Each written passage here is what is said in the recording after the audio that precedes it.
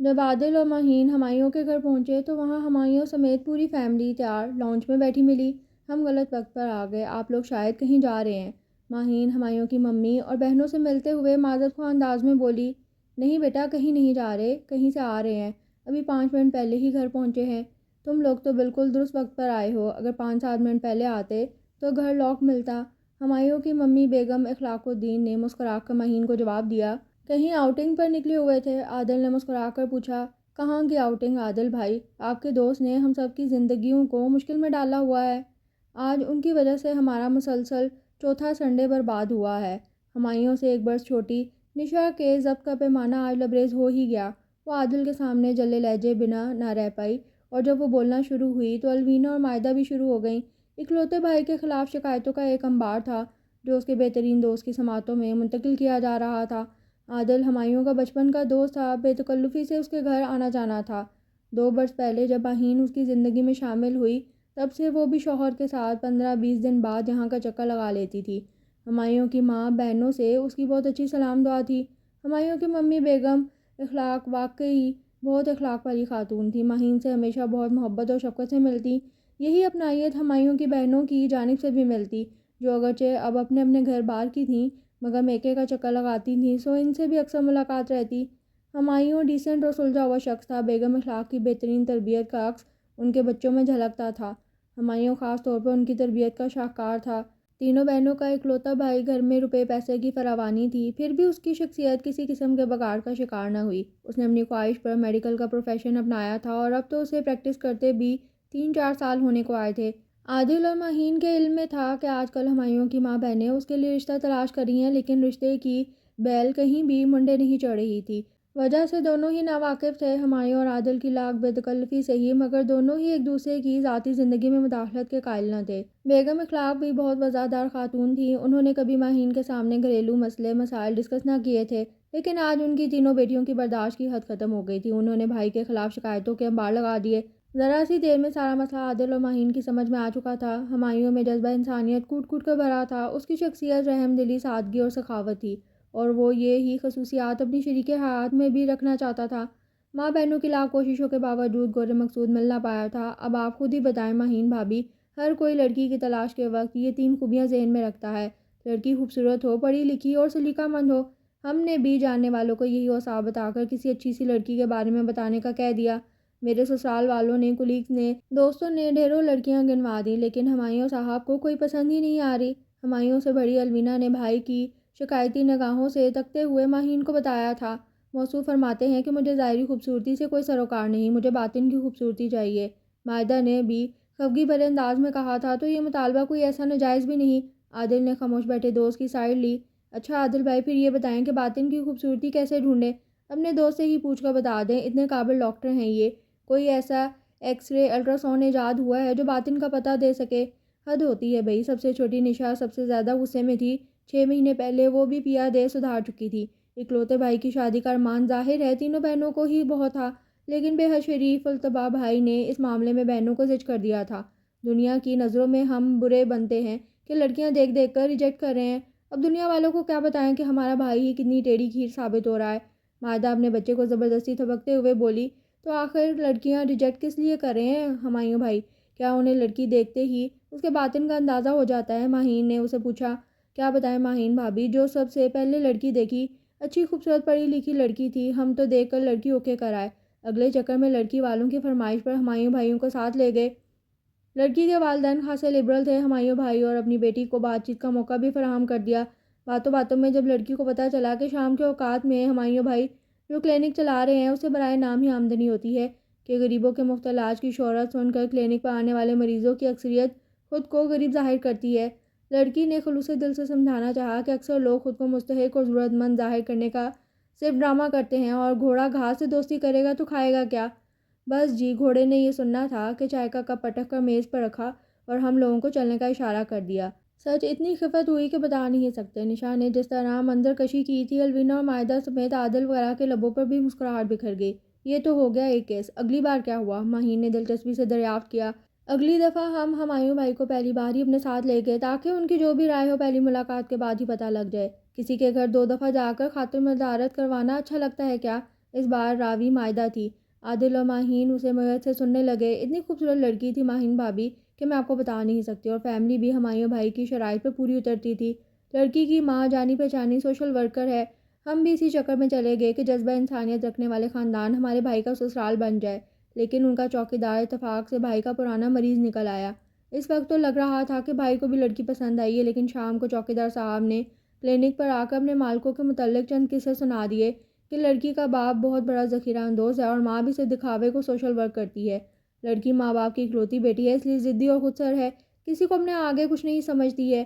بھائی صاحب فوراً اس چوکیدار کی باتوں میں آ گئے۔ بالا ہی بالا خود لڑکی والوں کو انکار کا حلوا بھیجا۔ خیر مائدہ، وہ اس لڑکی پر تو میرا خود کا دل بھی نہیں ٹک رہا تھا۔ شرم و حیا اسے چھو کر نہیں گزری تھی۔ اس کی ڈریسنگ یاد ہے تمہیں؟ الوینا آپی نے بہن کو مخاطب کیا۔ چھوڑے آپی، اس وقت تو آپ کہہ رہی تھیں کہ لڑکیوں کی فطرت میں بہت لچک ہوتی ہے، شادی کے بعد ہمایوں جس رنگ میں اسے ڈھالے گا ڈھل جائے گی۔ مائدہ نے یاد دلایا۔ اچھا چلے چھوڑے اس قصے کو، آج بتائیں کیا ہوا؟ عادل نے الوینا کو مخاطب کیا۔ آج کیا ہونا تھا بھیا؟ الوینا آپی نے ٹھنڈی سانس بھری۔ میری نند نے بتایا تھا رشتہ، بہت پڑھی لکھی فیملی ہے، لڑکی BA کر رہی ہے، اتنی ذہین ہے، قابل اور خوبصورت بچی، مگر وہ بھی تمہارے دوست کی ناک کے نیچے نہیں آئی۔ الوینا آپی دل گرفتگی سے بولی۔ آخر کیوں؟ ماہین پوچھے بنا نہ رہ پئی۔ ان کے گھر میں 8-9 سال کی ملازمہ بچی تھی، مجھے تو بھیا کی شکل دیکھ کر ہی اندازہ ہو گیا تھا کہ انہیں اتنی چھوٹی بچی کو گھریلو ملازمہ کے روپ میں دیکھ کر سب شوق پہنچا ہے۔ بلکہ جب لڑکی آئی تو بھائی اس کی طرف متوجہ ہی نہ ہوئے، پرسوچ نگاہوں سے بچی کو ہی تکتے جا رہے تھے۔ سوچ رہے ہوں گے کیسے اس بچی کی تعلیم کا سلسلہ شروع کیا جا سکے، اور بچی بھی شاید بھائی کی نگاہوں سے ہی کنفیوز ہوئی ہوگی۔ جب وہ کولڈ ڈرنک سرو کر رہی تھی تو لڑکی کو گلاس پکڑاتے ہوئے اس کا ہاتھ لرزا اور گلاس چھلک گیا۔ ہمیں تو نظر نہیں آیا، لیکن بھائی کو لڑکی کے چہرے کے بگڑے زاویے بھی نظر آ گئے اور اسے بچی کو ایڈیٹ کہتے ہوئے بھی سن لیا۔ اب کہتے ہیں کہ وہ تو ہماری موجودگی کی وجہ سے لڑکی نے ملازمہ کو صرف ایڈیٹ کہنے پہ اکتفا کیا ہے، اگر ہم نہ ہوتے تو یقیناً تھپڑ بھی جڑ دیتی۔ نشا نے آج کی روایت بھی سنا ڈالی۔ کمرے میں صرف 2 لوگ خاموشی سے بیٹھے تھے، بیگم اخلاق اور ہمایوں، اور اب بیگم اخلاق بھی تھکے تھکے لہجے میں بول پڑی تھی۔ بات دراصل یہ ہے بیٹا کہ بہنوں کو ہمایوں کی شادی کا زیادہ ہی ارمان ہے، اس لیے ضرورت سے زیادہ شوقی ہوئی بیٹھی ہیں، لیکن میرے ہمایوں کی نیچر کا تو تم لوگوں کو اندازہ ہے ہی، اس کی فرمائش کچھ ایسی ہے، بیجا بھی نہیں۔ شریک حیات کے حوالے سے اس نے ذہن میں ایک خاص قسم کا خاکہ بنا رکھا ہے، اور اتفاق سے جو بھی لڑکیاں ہم نے دیکھیں کوئی بھی اس خاکے پر پوری نہیں اتری۔ میں آپ کو بتا دے رہی ہوں، اس خاکے پر کوئی پوری اتر بھی نہیں سکتی۔ بھائی کو خدا نہ خواستہ کنوارا ہی رہنا پڑے گا ساری عمر۔ مائدہ کٹھور پن سے بولی تھی۔ اللہ نہ کرے، بیگم اخلاق نے دہل کر اس کی بات کاٹی، تو پھر کہاں سے ڈھونڈے گی ان کے لیے مدر ٹیریسا؟ نشا نے بھی تنگ آ کر پوچھا تھا۔ ہمایوں نے آج تک میرے سامنے اپنے شریک حیات کے ممکنہ خاکے کا ذکر نہیں کیا، ورنہ آپ لوگوں کو اتنی مصیبت جھیلنا ہی نہ پڑتی۔ میں ایسی ایک لڑکی سے واقف ہوں۔ عادل نے جملہ حاضرین کو مخاطب کیا۔ رد عمل حسب توقع تھا، سبھی جیسے اچھل پڑے۔ بیگم اخلاق نے بھی بہت اشتیاق سے بیٹے کے دوست کو دیکھا تھا، وہ اسے لڑکی کا نام پتہ جاننے کو بےتاب تھیں، اور تو اور ہمایوں بھی سیدھا ہو بیٹھا۔ وہ عادل کو حیرت سے تک رہا تھا۔ تمہاری اجازت ہے تو میں بتا دوں ماہین؟ عادل نے ماہین سے پوچھا۔ ماہین کے لبوں پر مسکراہٹ دوڑ گئی۔ حیرت ہے عادل، آپ کا دھیان وہاں چلا گیا، ورنہ میں سوچ رہی تھی گھر جا کر آپ سے ڈسکس کروں گی، لیکن اب آپ نے خود ہی یہ ذکر چھیڑ دیا تو بتا دیں۔ اس نے شوہر کو اجازت دے دی۔ اوفو، سسپینس کیوں پھیلا رہے ہیں آپ دونوں؟ آخر بتاتے کیوں نہیں، کس کا ذکر کر رہے ہیں آپ؟ نشا نے بےتابی سے پوچھا۔ ماہین کے خاندان میں بھی تمہارے بھائی جیسا ایک نمونہ پایا جاتا ہے، عادل نے مسکراتے ہوئے کہا۔ ماہین نے اسے گھور کر دیکھا۔ سوری بھئی، بہت اچھی لڑکی ہے، در شہوار، ماہین کی فرسٹ کزن، انفیکٹ اس کے ماموں کی بیٹی ہے۔ جو خصوصیات آپ کے محترم بھائی جان میں پائی جاتی ہیں بالکل وہی عادتیں در شہوار کی ہیں۔ ماہین کے ماموں کا اچھا خاصا کاروبار ہے، مگر اکلوتی اور لالی بیٹی کا پرس ہر وقت خالی رہتا ہے۔ ایسا نہیں کہ انہیں جیب خرچ ملتا نہیں، ملتا ہے، بہت زیادہ ملتا ہے، مگر خود پر خرچ کرنے کی نوبت نہیں آتی، اور ایسی رازداری سے بنا ڈھنڈورا پیٹے لوگوں کی مدد کرتی ہے کہ کسی کے کانوں کو خبر نہیں ہوتی۔ عادل دور شہوار کے متعلق بتانے لگا۔ سب بہت اشتیاق سے اسے سن رہے تھے۔ شہوار ہمیشہ سے ہی ایسی ہے، اسکول میں اور پھر کالج میں بھی، مجھ سے 2 سال جونیئر تھی، اس لیے مجھے اس کی نیچر کا بہت اچھی طرح علم ہے، اور سچ پوچھیں تو وہ مجھے اپنی بہنوں کی طرح ہی عزیز ہے۔ وہ ہے ہی اتنی اچھی، اس کی ظاہری خوبصورتی سے کہیں زیادہ اس کے باطن میں خوبصورتی پائی جاتی ہے۔ عادل کے بعد ماہین نے بہت محبت سے اپنی کزن کا تذکرہ کیا تھا۔ لو بھلا بتاؤ، یہ تو وہ بات ہو گئی، بچہ بغل میں، ڈھنڈورا شہر میں۔ ماہین بیٹی، تم نے پہلے اس بچی کے متعلق کیوں نہیں بتایا؟ بیگم اخلاق یہ سب سن کر بہت پرجوش ہوئی تھیں۔ سچی بات ہے آنٹی کہ کبھی ایسا خیال ہی نہیں آیا، اور ہمایوں بھائی ماشاءاللہ ڈاکٹر ہیں، ہمارا تو یہی خیال تھا کہ ان کی لائف پارٹنر بھی اسی پروفیشن سے تعلق رکھتی ہوگی۔ ماہین نے صاف گوئی سے جواب دیا۔ ہماری طرف سے تو اجازت تھی کہ یہ خود کسی ڈاکٹر کو ہی پسند کر لے، لیکن کہتا ہے کہ اس کی جتنی بھی کولیگز کیریئر کے آغاز میں واقع دکھی انسانیت کی خدمت کا عزم رکھتی تھی، لیکن وقت گزرنے کے ساتھ یہ عزم بھاپ بن کر اڑ گیا۔ ویسے تو اس کی اپنی تمام کولیگ سے بہت اچھی سلام دعا ہے، لیکن ان میں سے کسی سے بھی شادی پر نہیں مانتا۔ بیگم اخلاق نے بتایا تھا تو اب ان میں سے بچا ہی کون ہے؟ خیر سے سب کی شادیاں ہو گئی ہیں۔ نشا نے برا سا منہ بنایا تھا۔ بھابھی آپ کی بات درمیان میں ہی رہ گئی، آپ کچھ بتا رہی تھی اپنی کزن کے متعلق۔ اتنی دیر میں خاموش بیٹھے ہمایوں نے چپ توڑتے ہوئے ماہین کو مخاطب کیا۔ اس کی ممی اور تینوں بہنوں نے سرخوشی کے عالم میں ایک دوسرے کو دیکھا تھا۔ ماہین بھی ہنس پڑی تھی۔ میں نے آپ کو بتایا نا ہمایوں بھائی، وہ بہت ہمدرد اور پرخلوص لڑکی ہے، انتہائی ملنسار، لیکن میری ممانی اس کے لیے فکر مند بھی بہت رہتی ہیں۔ کہتی ہیں اس کی عادتیں اتنی عجیب و غریب ہیں کہ کوئی نارمل بندہ اس کے ساتھ نبھا کر ہی نہیں سکتا۔ روزانہ شام کو اپنے لان میں ملازموں کے بچوں کو اکٹھا کر کے ان کو پڑھاتی ہے۔ پہلے صرف اپنے گھر کے ملازمین کے بچے پڑھنے آتے تھے، مگر جب اس رضاکارانہ سروس کی شہرت ہوئی تو ارد گرد کے بنگلوں کے سرونٹ کوارٹر سے بھی بچے آنا شروع ہو گئے، اور اب تو بچوں کے ساتھ ان کی مائیں بھی آنے لگی ہیں۔ بچوں کو رسمی پڑھائی کے علاوہ زندگی کی اونچ نیچ بھی سمجھاتی ہے۔ ماؤں کو شعور دینے کی کوشش کرتی ہے کہ وہ اپنے بچوں کو اچھائی برائی کی تمیز کیسے سکھائیں۔ اگر کوئی ہنرمند عورت ہوتی ہے تو اسے ممکنہ مالی وسائل فراہم کرتی ہے کہ وہ اپنے لیے باعزت پیشہ بنا سکے۔ اپنے باورچی کو اپنی دوست کے والد کے ریسٹورنٹ میں اچھی جاب دلوا دی تو گھریلو کام کاج والی ملازمہ کو ایک بوتیک کا کام دلوا دیا۔ ساتھ والوں کے چوکیدار تک کو نہیں بخشا۔ شہوار کی ایک دوست کا بھائی ٹی وی پروڈیوسر ہے، خان صاحب کو ڈراموں میں کام دلوا دیا۔ اب ہر تیسرے ڈرامے میں وہی چوکیدار گن ہاتھ میں پکڑے گیٹ کھولتے بند کرتے نظر آتے ہیں۔ کام وہی ہے مگر معاوضہ معقول۔ ماہی نے ہنستے ہنستے بتایا تھا۔ سب بہت دلچسپی سے اسے سن رہے تھے۔ ہمایوں کے چہرے پر بھی مسکراہٹ پھیل گئی تھی۔ میری ممانی بیٹی کی حرکتوں سے عاجز آئی ہوئی ہیں، اور سچی بات ہے کہ ممانی کی فکر مند بیجا نہیں۔ درِ شہوار کی اچھائیوں کی شہرت دور دور تک پھیل گئی ہے۔ لوگ اس کے جذبہ انسانیت کو سراہتے تو ہیں، مگر کوئی خلوص کے ساتھ اس مجسمے کو گھر لے جانے کی نہیں سوچتا۔ میں نے بھی آپ لوگوں کو سب کو صاف صاف بتا دیا ہے۔ کہنے کی اور بات ہوتی ہے، مگر ایسے لوگ برداشت کا امتحان بھی بہت لیتے ہیں۔ ان کے ساتھ زندگی گزارنا خاصا صبر آزما کام ہوتا ہے۔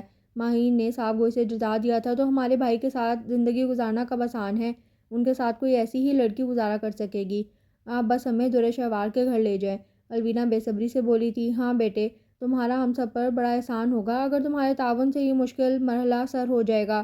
وہ بچی بالکل میرے ہمایوں کی ہم مزاج معلوم ہوتی ہے۔ ہمارے گھر آ کر اسے قطعاً کوئی مسئلہ نہیں ہوگا۔ روپے پیسے کی ماشاءاللہ کوئی کمی نہیں۔ ہمایوں کے ابو کا پھلتا پھولتا بزنس ہے۔ اس کی بہنیں اپنے گھر بار کی ہیں، اور میں دعویٰ تو نہیں کرتی مگر اتنی سخت دل میں بھی نہیں۔ اگر ہمایوں کا نصیب اس بچی سے جڑ جاتا ہے تو دونوں کا سوشل ورک میری روک ٹوک کا شکار نہیں ہوگا، بلکہ میری تو آخری عمر ہے۔ اچھا ہے اپنے بچوں کے ساتھ کچھ نیکیاں میں بھی سمیٹ لوں۔ بیگم اخلاق کا جوش بھی دیدنی تھا۔ دھیرج آنٹی، آپ لوگ تو ایسے پرجوش ہو گئے ہیں جیسے ہمایوں اور شہوار کا رشتہ پکا ہی ہو گیا ہے۔ آپ ایک بار شہوار کو دیکھ تو لیں۔ عادل ہنسا تھا۔ ہمیں آپ پر اعتبار ہے عادل بھائی، آپ نے درِ شہوار کے متعلق جو کچھ بتایا ہے وہ سچ ہی ہوگا، اور یہی ہمارے بھائی کی ڈیمانڈ ہے۔ انہیں ظاہری حسن درکار ہی نہیں، سو وہ جیسی بھی ہوں گی ہمیں قبول ہے۔ نشا بول اٹھی تھی۔ خیر بہت پیاری ہے میری بہن، ظاہر و باطن کا حسن رکھتی ہے، ماہین نے فخر سے بتایا۔ تو پھر آپ کب لے کر چل رہی ہیں ان کے گھر؟ ماہرہ نے بے تابی سے پوچھا تھا۔ آج ہم آپ لوگوں کو ارج کی سالگرہ میں انوائٹ کرنے آئے تھے۔ پرسوں ارج کی سالگرہ ہے، ماموں کی فیملی بھی آئے گی۔ ایک ملاقات ہمارے گھر کر لیجیے گا، اگر بات کچھ بنتی نظر آئے تو ایک دوسرے کو خود ہی اپنے اپنے گھر انوائٹ کر لیجیے گا۔ عادل نے رسانیت سے جملہ حاضرین کو مخاطب کیا۔ ارج عادل اور ماہین کی بیٹی تھی، اور آج وہ اسے اس کی نانوں کے ہاں چھوڑ کر عزیز و اقارب کو اس کی پہلی سالگرہ میں انوائٹ کرنے نکلے ہوئے تھے۔ ہمایوں کا گھر پہلا گھر تھا جہاں وہ آئے تھے، اور یہاں آنے سے پہلے سے دونوں کے وہم و گمان میں بھی نہ تھا کہ ارج کی سالگرہ کا بلاوا پس پش چلا جائے گا، اور ان کی اتفاقیہ آمد ہمایوں اور درِ شہوار کے من کا پیشہ خیمہ ثابت ہوئی۔ ارج کی سالگرہ میں دونوں خاندانوں کی بہت بھرپور ملاقات رہی تھی۔ ماہین ماموں ممانی کو پہلے ہی ان کی خواہش سے آگاہ کر چکی تھی۔ دونوں میاں بیوی نے ہمایوں کی شان میں بہت سے قصیدے بھی پڑھ دیے تھے۔ سالگرہ والے دن اگرچہ ہمایوں نہیں پہنچ پایا تھا، اس کے کلینک میں کوئی ایمرجنسی کیس آ گیا تھا، لیکن اس کی ممی اور تینوں بہنیں درِ شہوار کی ممی پاپا سے بہت گرم جوشی سے ملی۔ درِ شہوار بھی شرمائی شرمائی سے اپنی ممی کے ساتھ بیٹھی رہی۔ ماہین نے اسے بھی ہمایوں کے متعلق بریف کر دیا تھا۔ ایسے ہی شریک حیات کا تصور اس نے کب سے اپنی پلکوں پر سجا رکھا تھا۔ ہمایوں کی ممی اور بہنیں اسے جتنی محبت سے ملی تھی، اسے اندازہ ہو گیا کہ انہوں نے اسے پہلی نگاہ میں ہی سند قبولیت بخش دی ہے۔ ارج کی سالگرہ کا فنکشن اختتام کو پہنچا تو بیگم اخلاق نے بہت اصرار سے درِ شہوار کے والدین کو اگلے ہی روز اپنے گھر ڈنر پہ انوائٹ کر لیا۔ ان لوگوں کے انداز اعتبار سے لگتا تھا کہ وہ واقعی ہتھیلی پر سرسوں جمانا چاہتے ہیں۔ پہلے آپ لوگ ہماری طرف چکر لگائیے۔ درِ شوار کی ممی نے مسکرا کر انہیں دعوت دے ڈالی۔ دیکھیے بہن، ماہین اور عادل آپ لوگوں کو ہماری خواہش سے آگاہ تو کر ہی چکے ہیں، اس لیے ہم رسمی کارروائیوں میں وقت ضائع نہیں کرنا چاہتے۔ آپ کی بچی ہمارے من کو بہت بھائی ہے، اب آپ لوگ آ کر میرے ہمایوں کو بھی دیکھ لیں۔ اگر آپ لوگوں کو ہمارا بچہ پسند آتا ہے تو پھر میں ایک ہی دفعہ آپ کے گھر آؤں گی، وہ بھی شادی کی تاریخ لینے اور اگلی بار اپنی بیٹی کو لینے۔ بیگم اخلاق نے بہت محبت سے درِ شوار کو دیکھا تھا۔ یہ سب اتنا فوراً کیسے ہو سکتا ہے؟ اور شوار کی ممی بکھلا گئی تھیں۔ اکلوتی بیٹی سے انہیں لاکھ شکایتیں سہیں، مگر اتنے مختصر نوٹس پر اپنے جگر کے ٹکڑے کو کسی کے سپرد کر دینا آسان کب ہوتا ہے؟ لیکن اگلی شام جب وہ اپنے شوہر عادل ماہین کے ساتھ ہمایوں ولا ڈنر پر پہنچی تو ہمایوں سے ملاقات کے بعد انہیں اس کی ممی کی بات ماننی پڑ گئی۔ ایسا ہیرا لڑکا ان کا داماد بننے جا رہا تھا، سوچنے کے لیے وقت مانگنا انہیں رسک لگا۔ عادل اور ماہین اس کے متعلق ہر طرح کا اطمینان پہلے ہی دلا چکے تھے۔ ظاہری طور پر بھی یہ ایک آئیڈیل رشتہ تھا۔ ان کی سر پھری بیٹی یقیناً اس ہمدرد شخص کی سنگت میں بہت خوش رہے گی۔ ایسے اچھے لڑکوں کو رشتے کی کیا کمی ہونی تھی؟ وقت رخصت انہوں نے ہمایوں کی ممی کو مثبت عندیہ دے دیا۔ وہ خوشی سے بے قابو ہو گئی۔ ان کی چھوٹی بیٹی بھاگی بھاگی اندر گئی اور مٹھائی کا ڈبہ لیے کوچ میں آ گئے۔ ہنستے ہنستے انہوں نے منہ میٹھا کیا اور ہمایوں کی ممی کو ایک بار پھر اپنے ہاں لنچ کی یاد دہانی کروا کر رخصت ہو گئیں۔ ہمایوں کی ممی کال کی سچی نکلی۔ شوار کے گھر پہلی بار جانے پر ہی انہوں نے شادی کی تاریخ مانگ لی۔ وہ لوگ بھی ابھی اپنا ذہن بنا چکے تھے، سو ان لوگوں کی خواہش پر اگلے مہینے کی تاریخ دے دی گئی۔ درِ شوار معاملہ اتنی تیزی سے نمٹ جانے پر کچھ حیران پریشان تھی۔ اس نے ہمایوں کی تصویر تک نہ دیکھی تھی۔ وہ اپنے والدین کے ساتھ ایک بار ان کے گھر آیا ضرور تھا، لیکن اس روز درِ شوار اپنے مالی بابا کی بیٹی کے نکاح میں شریک تھی، سو دونوں کی ملاقات نہ ہو پائی۔ خیر اسے ہمایوں کی ظاہری شخصیت سے کوئی سروکار نہ تھا۔ ماہین نے اس کی نیچر کے متعلق جو کچھ بتایا تھا، یہ سن کر وہ ہمایوں اخلاق کو اوکے کر چکی تھی، مگر پھر بھی دل کے کسی نہ کسی گوشے میں اسے دیکھنے کی تمنا ضرور موجود تھی۔ زندگی میں پہلی بار اسے اپنا اکلوتا ہونا اچھا نہ لگا تو کوئی بہن ہوتی تو اسے ہمایوں کی تصویر تو دیکھنے کو مل جاتی۔ ماہین آپی سے اس کی لاکھ بے تکلفی سے ہی، مگر یہ معاملہ ایسا تھا کہ کچھ کہتے ہوئے جھجک آڑے آ جاتی۔ سو طے تھا کہ اسے ہمایوں اخلاق سے مسز ہمایوں بننے کے بعد ہی ملنا پڑے گا۔ ادھر ہمایوں کا حال بھی اس سے زیادہ مختلف نہ تھا، اور شوار کو بنا دیکھے ہی اس کے اوصاف کی بنا پر دل پسندیدگی کی سند دے چکا تھا، مگر اسے دیکھنے کی فطری خواہش دل میں موجود تھی۔ اس کی تینوں بہنیں زور و شور سے شادی کی تیاریوں میں مصروف تھیں۔ انہیں خیال تک نہ آیا کہ بھائی کو اس کی بیوی کی جھلک ہی دکھا دیں، چاہے وہ تصویری جھلک ہی کیوں نہ ہو۔ خیر اب شادی میں تھوڑا ہی عرصہ باقی تھا۔ ہمایوں نے درِ شوار کو دیکھنے کی خواہش دل ہی میں دبا لی، لیکن اس روز قسمت نے اسے درِ شوار کو دیکھنے کا موقع فراہم کر دیا۔ وہ عادل سے ملنے گیا تھا، بلکہ یوں کہنا چاہیے کہ ماہین کی مزاج پرسی کرنے گیا تھا۔ کچھ دنوں سے ماہین کی طبیعت ناساز تھی۔ 2 دن پہلے شام کو عادل ماہین کا چیک اپ کروانے اس کے کلینک آیا تھا۔ موسمی بخار اور فلو نے ماہین کو خاصا نڈھال کر رکھا تھا۔ ہمایوں نے دوا تو دے دی، سوچا اگلے دن گھر جا کر اس کا حال احوال لے لے گا، مگر ان کے گھر جانے کی فرصت اسے 2 دن بعد میسر آئی تھی۔ ماہین خاصی نازک مزاج لڑکی تھی، اب طبیعت صحیح تھی، مگر پھر بھی وہ نقاہت محسوس کر رہی تھی۔ عادل کی زبانی پتہ چلا کہ ماہین اور ایرج دونوں اس وقت سونے کا شغل فرما رہے ہیں۔ میں تو بھابھی کا ہی حال پوچھنے آیا تھا، پھر چلتا ہوں، ایک اور جگہ جانا ہے۔ ہمایوں نے عادل کو مخاطب کیا۔ چائے کا کپ ملنے کی امید نہیں تو فوراً ہی چلنے کی ٹھان لی۔ عادل نے اسے گھورا تھا، ظاہر ہے بھابھی سو رہی ہیں، اور تیرے ہاتھ کی بدمزہ چائے پینے سے بہتر ہے کہ کسی ایسی جگہ جایا جائے جہاں اچھی سی شام کی چائے کا اہتمام ہو۔ باسط کی طرف جا رہا ہوں، بہت دن ہو گئے اس کی طرف کا چکر لگائے ہوئے۔ اس بیچارے کو تو میری شادی کا بھی علم نہیں، اگر ڈائریکٹ شادی کا کارڈ لے کر پہنچا تو وہ میرا سر پھاڑ دے گا۔ ہمایوں نے اپنے اور عادل کے ایک اور مشترکہ دوست کا نام لیا تھا، جو قریب کی رہائشی کالونی میں ہی رہائش پذیر تھا۔ میں تو سوچ رہا تھا تجھے درِ شوار کے ہاتھ کی چائے پلوا دوں، لیکن ٹھیک ہے، اگر تجھے جلدی ہے تو کوئی بات نہیں۔ عادل معنی خیز انداز میں ہنسا تھا۔ درِ شوار وہ آئی ہوئی ہیں کیا؟ ہمایوں ایک دم خوشگوار احساسات میں گھر گیا تھا۔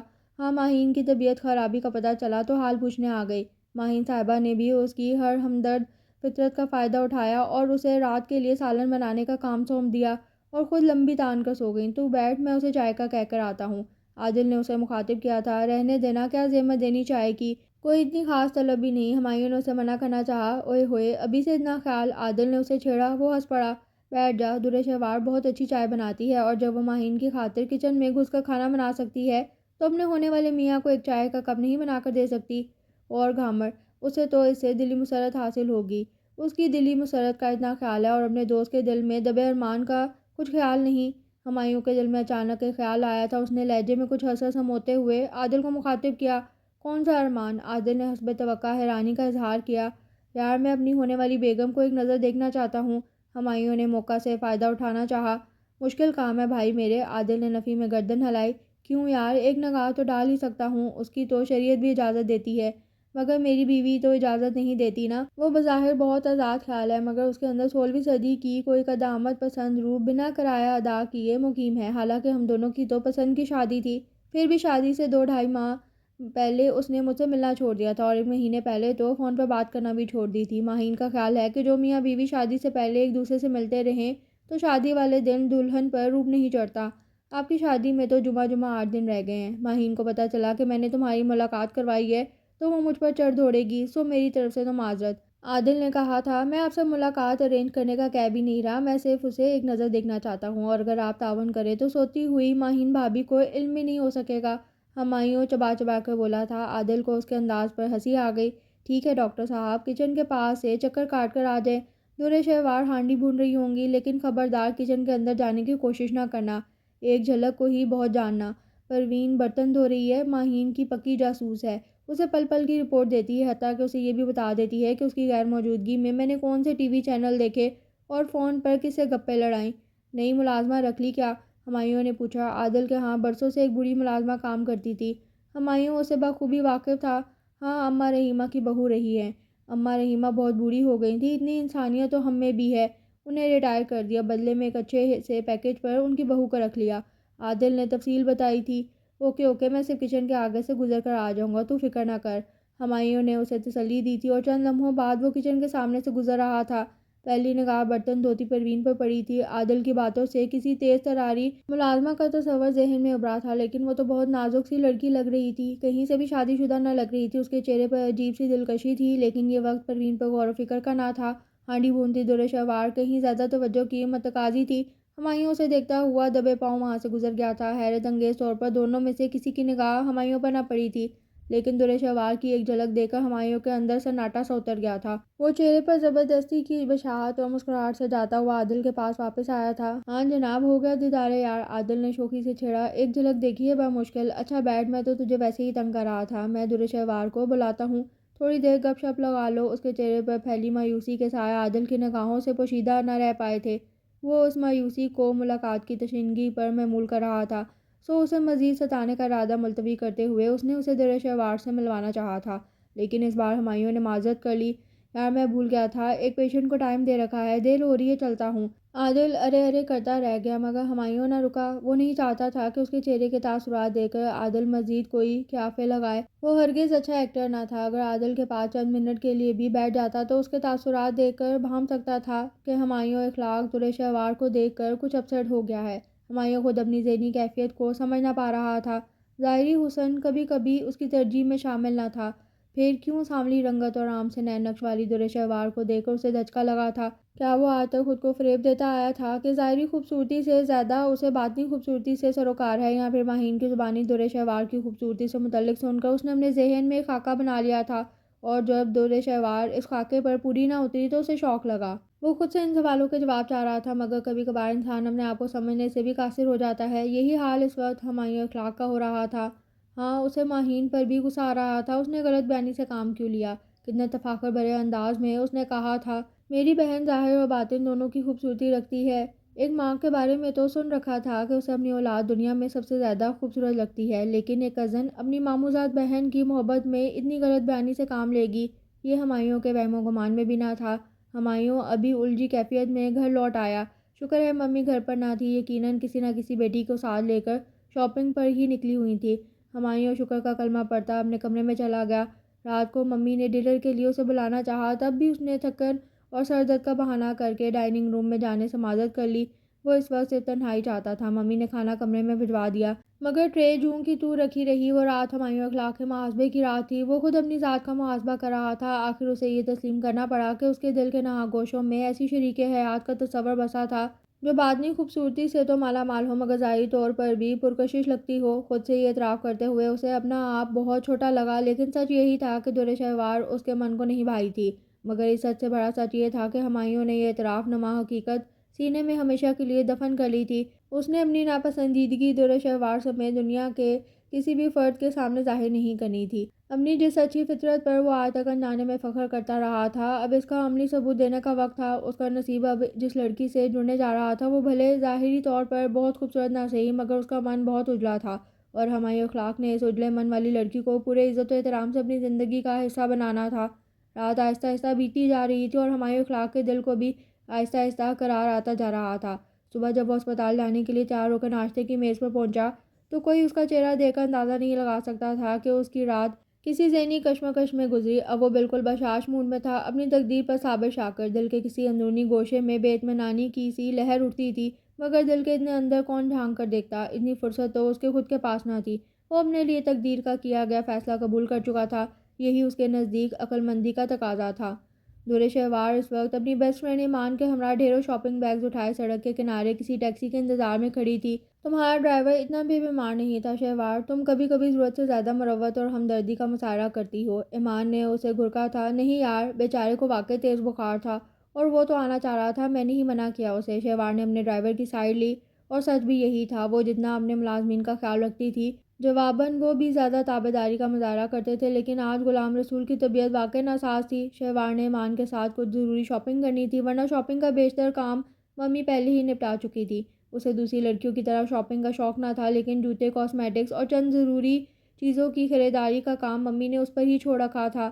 وہ خود کو شاپنگ میں اناڑی تصور کرتی تھی، سو اسی لیے ایمان کو ساتھ لے لیا تھا۔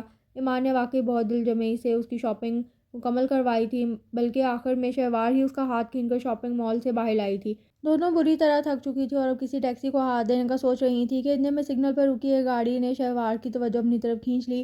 اس گاڑی کی تو وہ سینکڑوں گاڑیوں میں بھی بآسانی شناخت کر سکتی تھی۔ ہفتہ پہلے الوینا آپی اس کے جوتے کا ناپ لینے آئی تھی۔ بمشکل 5 منٹ بیٹھ کر انہوں نے واپسی کا قصد کیا تھا۔ ممی گھر پر نہ تھی۔ شہوار نے انہیں رسمی طور پر تو روکا تھا، مگر سچی بات تو یہ تھی کہ اسے سسرالی رشتہ داروں سے عجیب سی شرم اور گھبراہٹ محسوس ہوتی تھی۔ سو جب انہوں نے پیار سے اس کا گال تھپتھپا کر کہا جلدی ہے چندہ پھر آؤں گی، تو شہوار نے مزید اصرار نہ کیا۔ وہ انہیں چھوڑنے پورچ تک آئی تھی اور تب الوینا آپی کی گاڑی کی نمبر پلیٹ دیکھ کر اس کے ہونٹوں پر مسکراہٹ پھیل گئی۔ میرے موبائل کے نمبر کے آخری 3 ڈجٹ آپ کی گاڑی کا نمبر ہے، کیسا اتفاق ہے نا۔ وہ ان سے کہے بنا نہ رہ پائی۔ الوینا آپی بے ساختہ ہنس پڑی تھی۔ تمہارا فون نمبر جس کی گاڑی کے نمبر سے میچ ہو رہا ہے، یہ وہی ہے جسے تمہاری قسمت کے ستارے ملنے جا رہے ہیں۔ جانو یہ میری نہیں، ہمایوں کی گاڑی ہے۔ انہوں نے اسے محبت سے مسکرا کر دیکھا تھا۔ بلا شبہ یہ کوئی شرمانے والی بات نہیں تھی، لیکن دل شہوار بری طرح سرخ ہو گئی تھی۔ دراصل میری گاڑی سروس کے لیے گئی ہوئی ہے، اس لیے ذرا دیر کو ہمایوں کی گاڑی مانگ کر لائی ہوں۔ اسے کلینک سے دیر ہو رہی تھی، لیکن میں نے کہا میرا کام بھی کم ضروری نہیں، لیکن اس نے تاکید کر کے بھیجا ہے کہ زیادہ دیر مت لگائیے گا۔ دراصل میرے بھائی کی بہت سی اچھی عادتوں میں سے ایک عادت پابندی وقت کی بھی ہے، الوینا آپی نے بتایا تھا۔ شہوار کیا کہتی، سر جھکا کر انہیں چپ چاپ سننے لگی اور الوینا آپی اس کے گالوں پر الوداعی بوسہ دے کر زن سے گاڑی بھگا کر لے گئی تھی اور اب وہ وہی گاڑی اس کی نگاہوں کے سامنے موجود تھی۔ ہمایوں کی گاڑی اس کے لبوں سے سرگوشی برآمد ہو گئی، مگر پاس کھڑی ایمان کی سماعت قابل رشک حد تک حیران کن تھی۔ کیا کہہ رہی ہو، یہ ہمایوں بھائی کی گاڑی ہے؟ اس نے دور شہوار کی نگاہوں کا تعاقب کرتے پوچھا تھا، مگر دور شہوار نے اس کا سوال سنا ہی نہیں۔ وہ تو پتھرائی ہوئی نگاہوں سے گاڑی کے مالک کو دیکھ رہی تھی، جو پچھلی نشست پر بڑے آرام سے نیم دراز تھا۔ اس کی گود میں دھرا اوور آل اور اسٹیتھوسکوپ اتنے فاصلے سے بھی بآسانی نظر آ رہا تھا۔ کان سے موبائل لگائے وہ خوشگوار انداز میں کسی سے باتوں میں مشغول تھا۔ یہ ہیں ڈاکٹر ہمایوں، ایمان چیخی تھی۔ شہوار کی بچی، تم شادی بھی کسی سوشل ورک کے تحت کر رہی ہو کیا؟ ایمان کا بس نہ چل رہا تھا کہ شہوار کو کچا چبا لے۔ اس گندے موٹے ڈاکٹر سے شادی سے بہتر تھا کہ تم ساری عمر کنواری رہ لیتی۔ ایمان اس پر چڑھ دوڑی تھی۔ شہوار کے پاس بولنے کے لیے ایک لفظ نہ تھا۔ اس دیو سے لاکھ درجہ اچھا تو اس کا ڈرائیور ہے، کتنا ہینڈسم اور سمارٹ ہے۔ ایمان نے توجہ دلوائی تو اس نے سرسری نگاہ ڈرائیونگ سیٹ پر بیٹھے ڈرائیور پر ڈالی تھی۔ سادہ سے قمیض شلوار میں ملبوس خاص سے رف حلیے میں بھی وہ ڈرائیور واقعی دیکھنے کی چیز تھا، لیکن شہوار کو اس ڈیشنگ اور سمارٹ سے ڈرائیور سے کیا لینا دینا تھا؟ اس کی نگاہیں تو ڈاکٹر صاحب کے چہرے کا طواف کر رہی تھیں۔ کب سگنل کھلا اسے خبر نہ ہوئی۔ گاڑی آگے بڑھ گئی تھی۔ ایمان اپنے قریب رکنے والی ٹیکسی کو گھر کا ایڈریس بتا کر بیٹھی تو وہ بھی میکینکی انداز میں اس کے برابر والی نشست سنبھال کر بیٹھ گئی۔ ذہن بالکل خالی ہو رہا تھا۔ میں گھر جا کر آنٹی سے بات کروں گی۔ کیا کمی تھی تمہیں رشتوں کی؟ تمہارے لیے یہ پکی عمر کا ڈاکٹر ہی رہ گیا تھا کیا؟ ایمان اب بھی مسلسل بول رہی تھی۔ پلیز ایمان، ممی کو کچھ نہ کہنا، اس نے فوراً اسے ٹوکا تھا۔ کیوں نہ کہوں، اکلوتی بیٹی کو کوئی یوں بوجھ کی طرح اتار پھینکتا ہے۔ وہ دور شہوار سے واقعی بہت کرتی تھی، جب بھی مسلسل کو رہی تھی یہ رشتہ 100% میری پسند اور رضامندی سے طے پایا ہے ایمان، اور اب جب شادی میں اتنے کم دن رہ گئے ہیں، میں گھر میں کوئی ٹینشن پھیلتی نہیں دیکھ سکتی۔ اس نے اسے قطعیت سے باور کروایا تھا۔ تم نے اس نمونے کو دیکھا تھا پہلے، جو دعویٰ کر رہی ہو کہ یہ رشتہ تمہاری پسند اور رضامندی سے طے پایا ہے؟ ایمان غصے کے موڈ میں تھی۔ مجھے کسی کی ظاہری شخصیت سے کوئی سروکار نہیں، مجھے کردار کی خوبصورتی اپیل کرتی ہے۔ جب وہ بولی تو اس کے لہجے کا کھوکھلا پن خود اس پر بھی ظاہر ہو گیا تھا۔ ایمان کچھ نہ بولی، بس بڑبڑاتے ہوئے رخ پھیر کر کھڑکی سے باہر تکنے لگی۔ اور شکر ہے اس نے شہوار کا کہا مان لیا تھا، گھر جا کر اس کی ممی سے کوئی الٹی سیدھی بات نہ کی تھی۔ شاید وہ بھی صورتحال کی نزاکت سمجھ گئی تھی۔ 10-12 دن بعد شہوار کی شادی تھی۔ ایسے میں اس کی ممی کو ان کے غلط فیصلے کا احساس دلانا میری حماقت تھی۔ بس وہ دل ہی دل میں دعا کر رہی تھی کہ شہوار کی اس موٹے ڈاکٹر سے اتنی اچھی ذہنی ہم آہنگی ہو جائے کہ اسے اپنے فیصلے پر کوئی پچھتاوا نہ ہو۔ شہوار کی اپنی دلی کیفیت بھی کچھ اس قسم کی تھی۔ وہ کوشش کر رہی تھی کہ ڈاکٹر ہمایوں کی ظاہری شخصیت کے بے ڈھنگے پن کو ذہن سے جھٹک کر صرف ان کی خوبیوں کے متعلق سوچے، مگر دل اس معاملے میں تعاون کرنے سے انکاری تھا۔ اسے کچھ مہینوں پہلے ممی سے ہونے والی اپنی جھڑپ یاد آئی۔ ممی اسے اپنی دوست کے بھانجے کے پرپوزل پر راضی کرنا چاہ رہی تھی، جبکہ وہ اس رشتے سے مکمل انکاری تھی۔ کیا کمی ہے شہروز میں؟ فوراً کوالیفائیڈ ہے، خوبصورت ہے، صاحب جائیداد ہے، لڑکیاں خواب دیکھتی ہیں ایسے رشتوں کے۔ انہوں نے اسے ہر ممکن طریقے سے قائل کرنا چاہا تھا۔ For God sake mummy, Shehroz کا نام دوبارہ مت لیجیے گا میرے سامنے، جیسے آپ اس کی شہرت سے واقف نہیں۔ ہر چوتھے دن وہ ایک نئی لڑکی سے افیئر چلا رہا ہوتا ہے۔ اتنے دل پھینگ شخص کو آپ میرے لیے منتخب کر رہی ہیں۔ شادی سے پہلے لڑکے ایسی حماقتیں کرتے رہتے ہیں، شادی کے بعد خود بخود میچورٹی آ جاتی ہے۔ اور شہروز کی پرسنالٹی ہے ہی اتنی پرکشش کہ لڑکیاں خود بخود اس کے گلے کا ہار بن جاتی ہیں۔ ممی پلیز، مجھے ایسی پرکشش شخصیت والے مرد نہیں چاہیے۔ بھلے سے آپ میری شادی کسی کالے گنجے شخص سے کروا دیں، مگر میرے لیے ایسا شخص ڈھونڈیں جو صاحب کردار ہو۔ میری اور کوئی ڈیمانڈ نہیں۔ اس نے کتنی قطعیت سے ممی کو انکار کیا تھا، اور آج اتنے مہینوں بعد اسے لگا اس کے کہے گئے لفظ منہ چڑھا رہے ہیں۔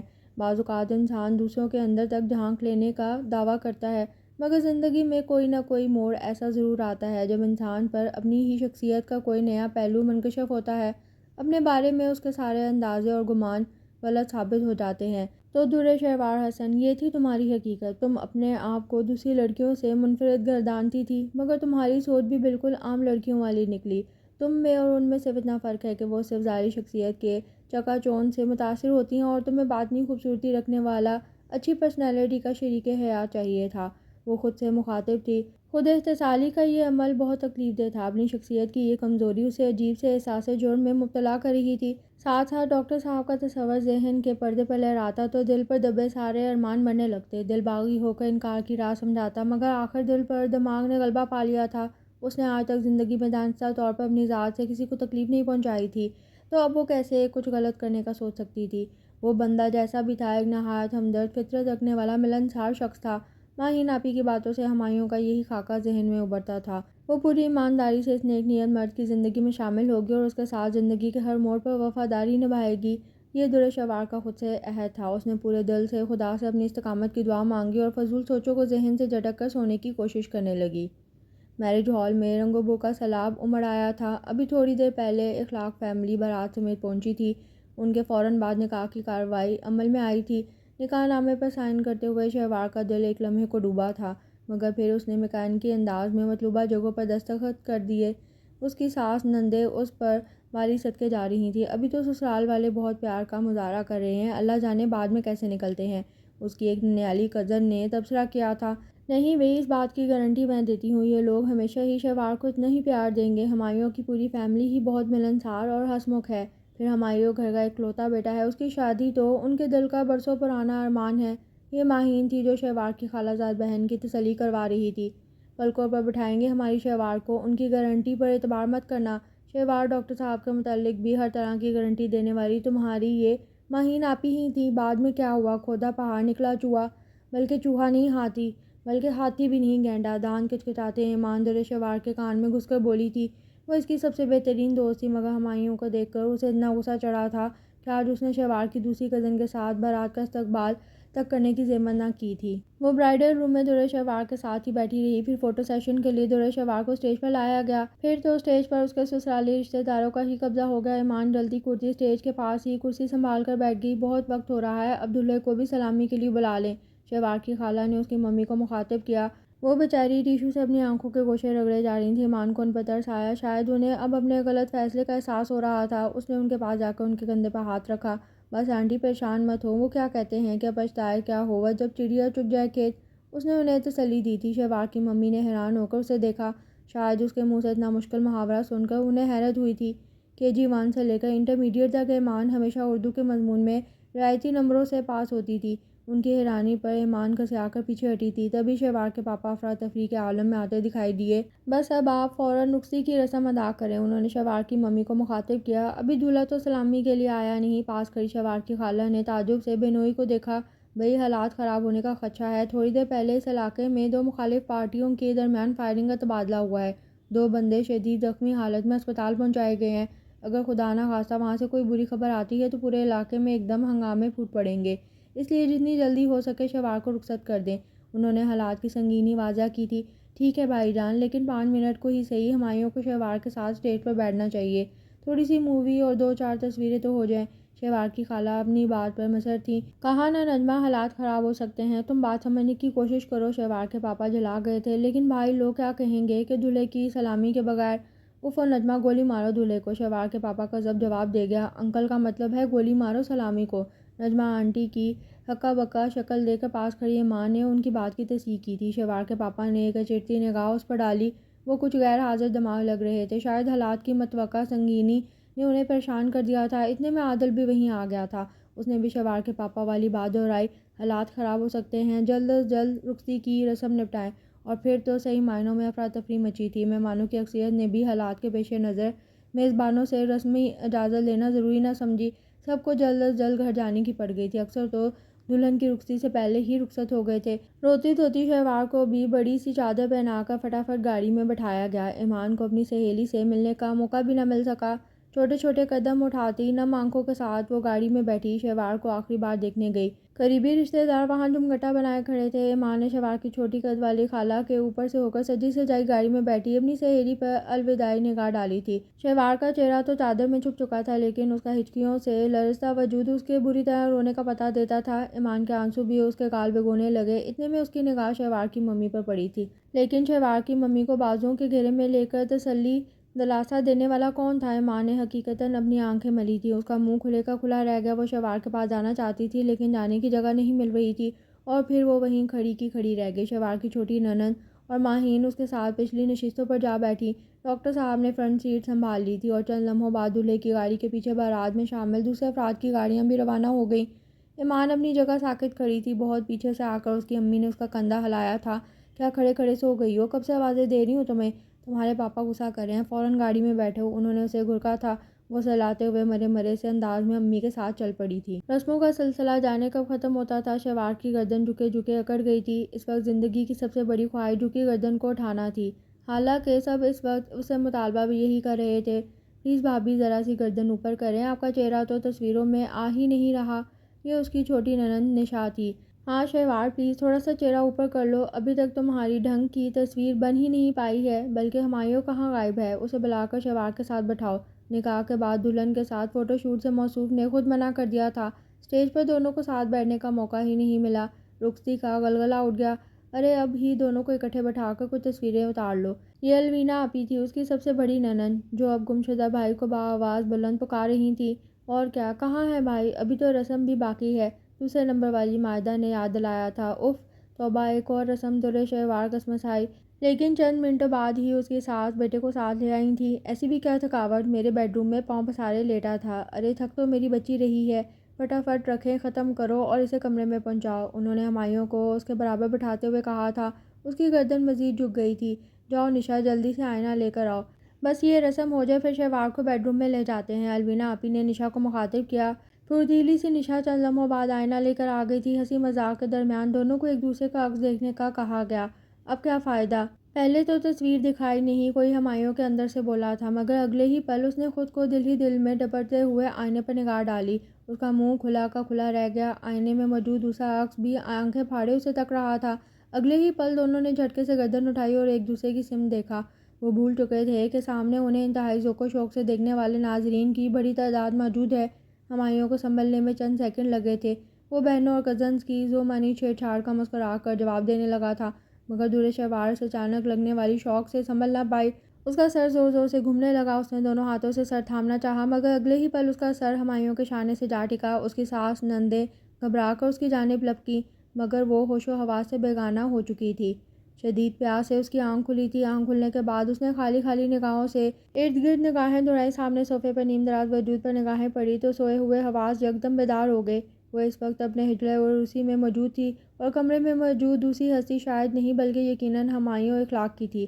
وہ شخص جس کو ایمان اور وہ ہمایوں کا ڈرائیور سمجھی تھی، وہ بذات خود ڈاکٹر ہمایوں تھا کسی حماقت بھری غلط فہمی کا شکار ہوئی تھی وہ دونوں۔ اور چلو اس دن کی غلط فہمی کا تو پھر بھی کوئی جواز تھا، آج تو اسے اپنے حواس قابو میں رکھنے چاہیے تھے۔ شرمندگی سے اس کا برا حال ہو رہا تھا، پتہ نہیں کس طرح اس کے سسرال والوں نے اسے بیڈ روم تک پہنچایا تھا، اور بیچارے ڈاکٹر صاحب کب سے صوفے پر اس غیر آرام پوزیشن میں بیٹھے تھے۔ شہوار نے اٹھ کر بیٹھنا چاہا تھا مگر اس نے بھی اپنے ارادے کو عملی جامہ بھی نہ پہنایا تھا کہ چوڑیوں کے کھنکنے کی آواز پر ہمایوں نے یکدم آنکھیں کھولی تھیں۔ وہ یقیناً جاگ ہی رہا تھا۔ اسے اٹھتا دیکھ کر شہوار نے بے ساختہ اپنی آنکھیں مینچ لیں۔ پتہ نہیں یہ حیا تھی یا شرمندگی، وہ خود میں ہمایوں سے نگاہیں ملانے کی ہمت نہ پا رہی تھی۔ ہمایوں اٹھ کر اس کے پاس آیا تھا، اس نے اس کا ہاتھ تھاما تھا۔ شہوار کا دل اس کا لمس محسوس کرتے ہی بری طرح دھڑکا تھا، لیکن وہ بھول چکی تھی کہ اس کا میاں ایک ڈاکٹر ہے۔ پھر سوتی ہوئی بیوی کا ہاتھ پکڑ کر وہ منہ دکھائی کہ کنگن تو پہنانے سے رہا، وہ اس کی نبض چیک کر رہا تھا، پھر اس کا ماتھا چھو کر دیکھا تھا۔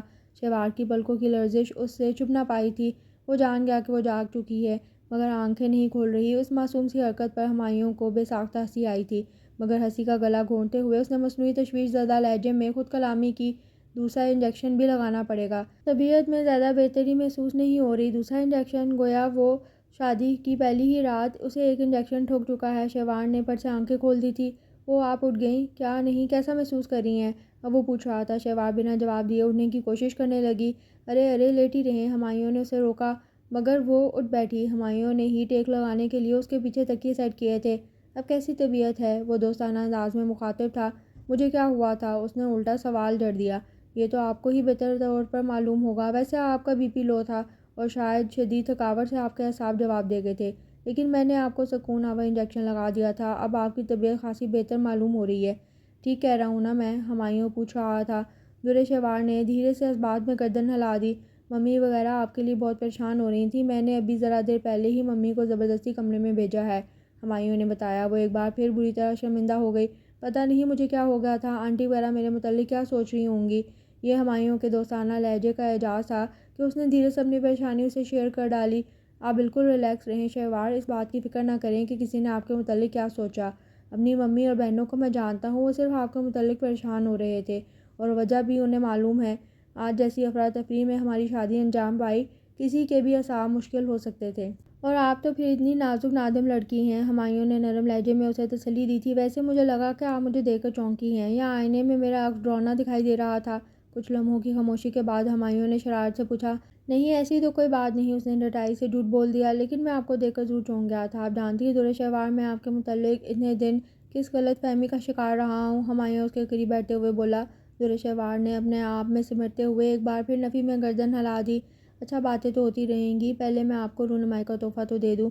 ہمایوں کو اچانک خیال آ گیا۔ اس نے بیڈ کی سائڈ ٹیبل پر دھرا مخملی کیس اٹھایا تھا، لیکن جب اس نے اس میں سے جڑاؤ کنگن نکال لیے تو اندازہ ہوا کہ درِ شہوار کی نازک کلائیوں کے مقابلے میں کنگن بہت بڑے اور کھلے ہیں۔ سوری شہوار، فی الحال تو یہی پہن لیں، میں پہلی فرصت میں جولر سے کہہ کر ان کا سائز چھوٹا کروا دوں گا، یا پھر آپ خود میرے ساتھ چل کر اس کا ڈیزائن لے لیجیے گا۔ ہمایوں نے کنگن اس کے ہاتھ میں پہناتے ہوئے کہا تھا۔ نہیں ہے تو یہ بہت خوبصورت، بس سائز تھوڑا سا بڑا ہے، شہوار نے دھیمے لہجے میں جواب دیا۔ تھوڑا سا نہیں، کافی بڑا ہے۔ ہمایوں کو ہنسی آئی تھی۔ ویسے اس میں میرا کوئی قصور نہیں، میرے خیال میں تمہارا سائز یہی ہونا تھا، اس نے وضاحت کی۔ میں آپ کے تصور میں اتنی موٹی آتی تھی؟ وہ شرم بلائے طاق رکھتے بے ساختہ پوچھ بیٹھی تھی۔ تصور نہیں، میں نے تمہیں حقیقت میں بھی دیکھا تھا، ہمایوں نے بتایا۔ کب؟ شہوار نے حیرت سے پوچھا۔ ہمایوں اسے ہنستے ہوئے اپنی غلط فہمی کے متعلق بتانے لگا تھا۔ ساری بات سن کر شہوار کے لبوں پر بے ساختہ مسکراہٹ ابھر گئی۔